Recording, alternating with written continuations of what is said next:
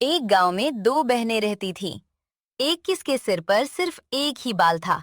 उसका स्वभाव बहुत ही सीधा, सरल और दयालु था।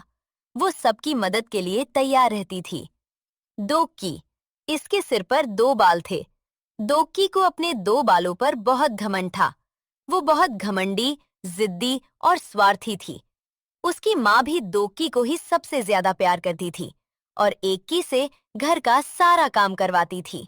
एक दिन एक्की रास्ता भटककर एक घने जंगल में चली गई।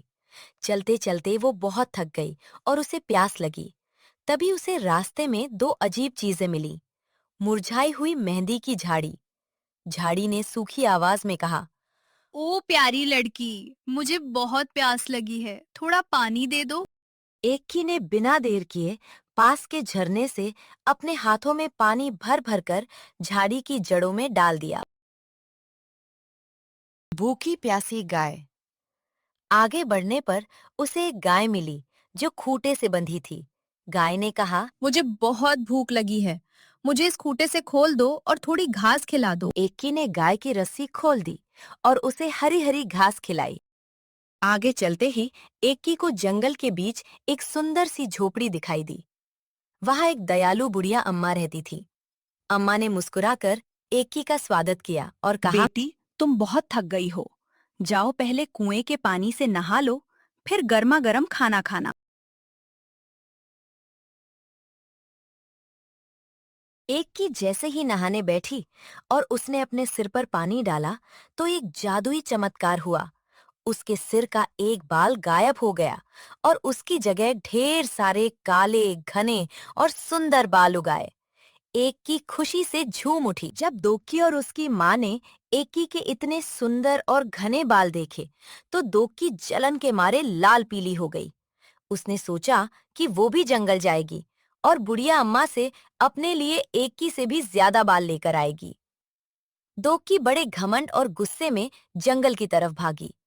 रास्ते में जब मेहंदी की झाड़ी ने उससे पानी मांगा तो दोक्की चिल्लाकर बोली, हट, मेरे पास तेरे लिए वक्त नहीं है, मैं बड़े काम से जा रगाड़ी हूँ। जब गाय ने घास मांगी तो दोक्की ने उसे भी दुत्कार दिया और आगे बढ़ गई। दोक्की भागते हुए सीधे बुढ़िया अम्मा की झोपड़ी में पहुंची। उसने अम्मा को प्रणाम भी नहीं किया और बदतमीजी से बोली, बुढ़िया, मुझे नहाना है, जल्दी से पानी का इंतजाम कर। अम्मा ने शांत रहकर उसे भी नहाने को कहा।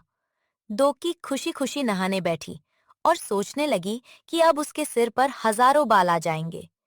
लेकिन जैसे ही उसने अपने सिर पर पानी डाला, एक बिल्कुल उल्टा चमत्कार हुआ। दोक्की के सिर पर जो दो बाल थे वो भी टूटकर गिर गए। दोक्की पूरी तरह गंजी हो गई। रोती चिल्लाती दोक्की जब वापस लौटने लगी तो रास्ते में गाय ने उसे सींग मारने की कोशिश की और मेहंदी की झाड़ी ने उसे कांटों से चुभा दिया।